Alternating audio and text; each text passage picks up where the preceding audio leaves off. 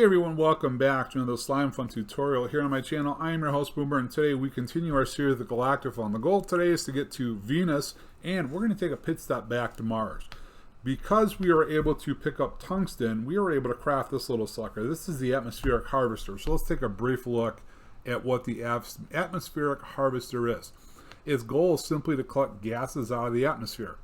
And so we're going to go back to Mars to show and see what kind of gases are available, because if you remember, there are 5 chemicals that we can use in our rockets in addition to fuel and oil. We got methane, hydrogen, hydrocarbons, ammonia, and argon. And I want to find out which planets yield which, because I don't believe it says in the guide which one comes where. So if I look at water, for example here, argon, no clue. So we're going to have to figure out which planet argon comes from. Same thing with methane.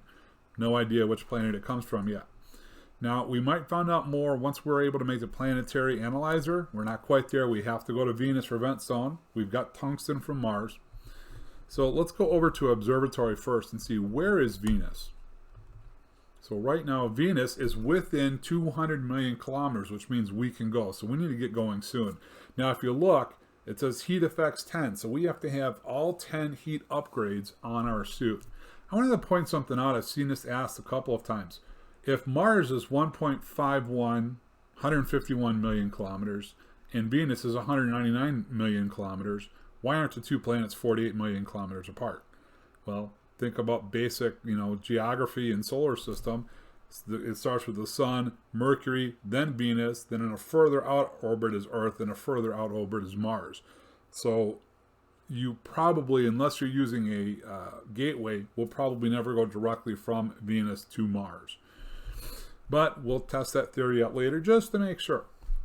So right now we know we can range all the way there. So we're going to give ourselves the fuel because we just simply don't have that much flying around. We are going to put in 100.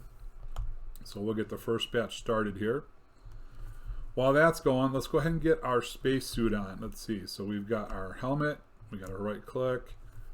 And I believe the chest plate is in the oxygen filler. It is. It's pretty close to full, so we'll go ahead and grab it.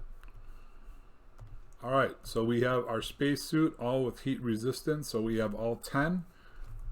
We're going to go ahead and take our power and our atmospheric harvester with us, but I wanted to show you what did the atmospheric harvester find on Earth? I've been letting it run for a little bit, and it's exactly what you would expect.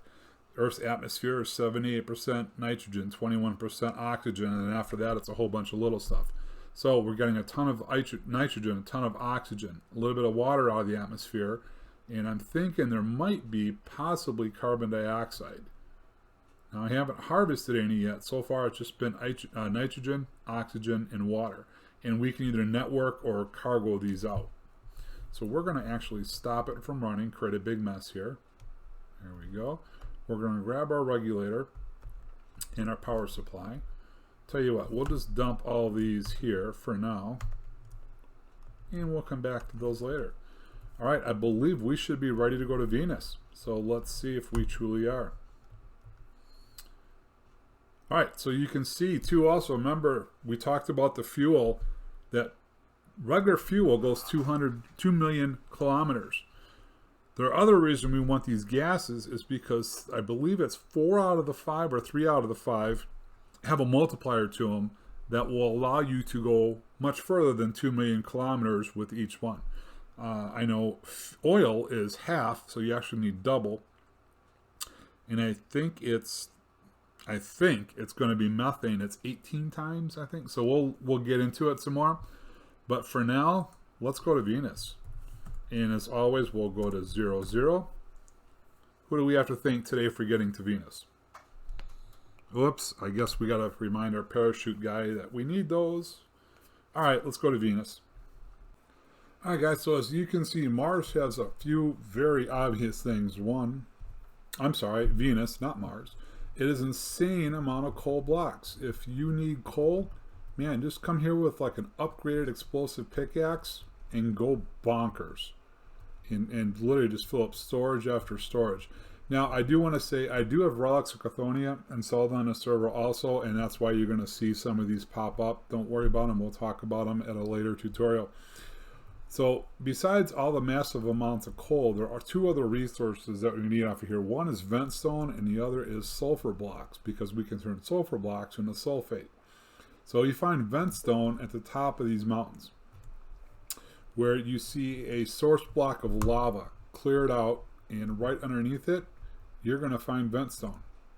And it could be 1, it could be 3, it could be 6. It is still a magma cube, so if you're standing on it, make sure you shift. That way you don't take damage. We'll just come back up. Alright, and so out of that little haul, we did get 7. If we need more, we can simply come over here, clear out that one, clear out that one, and we've got some more. So ventstone's at the top of the mountains. Now the other thing, as far as resources, sulfate blocks is located at y equals 8. So we're going to drill down there in a minute, but I do want to talk about the two mobs that you could potentially walk into. One is here on Mars. It's like the blaze. It's called the firestorm. It's a little bit more challenging blaze than what you're used to from the nether. Not only is its aim pretty darn good, but I believe it can also shoot lightning at you.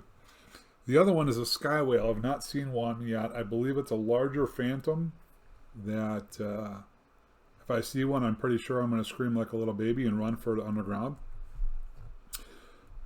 Other than that, there's two main block resources, one being a coal block, the other one is basalt. So as we start drilling down, and it's okay, you can dig straight down, there's no lava pockets or anything, I've already checked it out in spectator mode. Somewhere around y equals 72-ish, you're going to see everything turn into basalt. And so the two main resources being coal blocks and basalt, you can come here and mine for days on end. You need 15 billion basalt. Well, if you don't have the ability to set up a basalt generator, you can simply come here. So what we're going to do is drill down to y equals 8. And again, those sulfur blocks in an ore grinder or grindstone, they turn into 9 sulfate.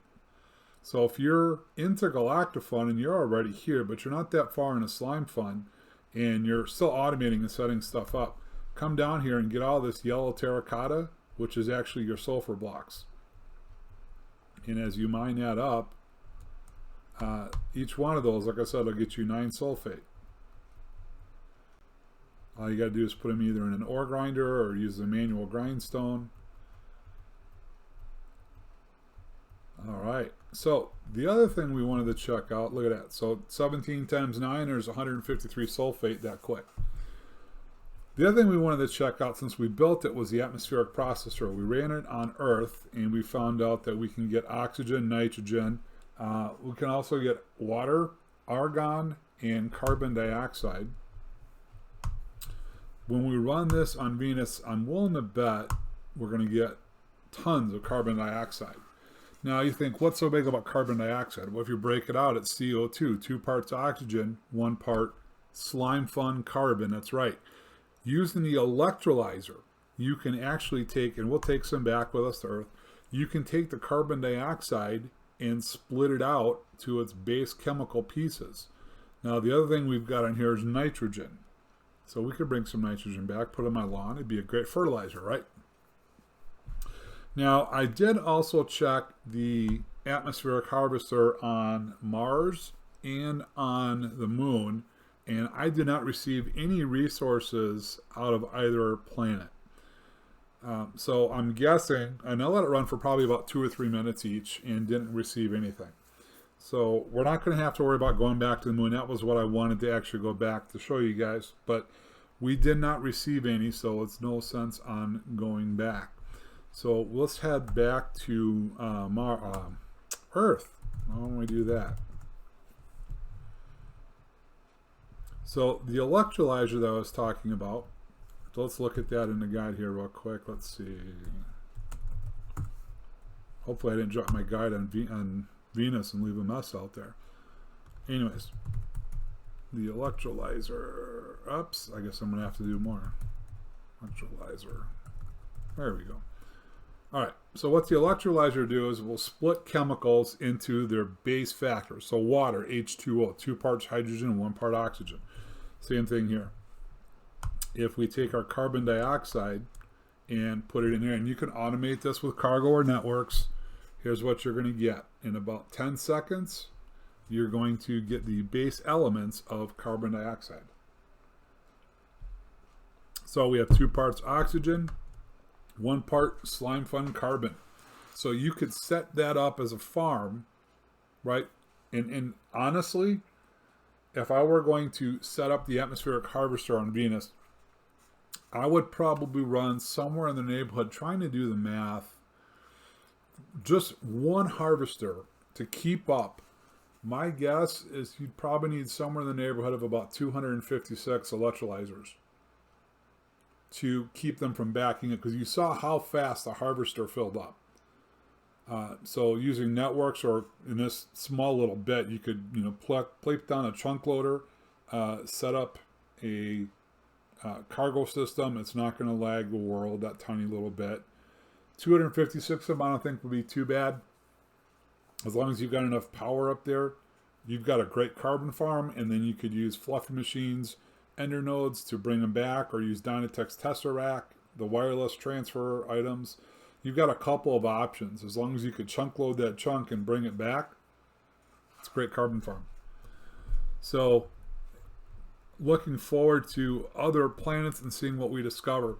So now the next step that we're going to look into in the next episode, we're going to get into how do we get to the other planets? Because we can't go past Mars with the fuel capacity that we have. We've got to figure out, how are we going to get deeper into the solar system, right? How are we going to get to Jupiter and Saturn's moons? And what are we going to do once we're there? So that's coming next. So guys, thanks for watching. I really appreciate it. Don't forget to leave comments, suggestions. And when you're playing Slimefun, don't forget, you got to go Boomer, or you got to go home. We'll see you later.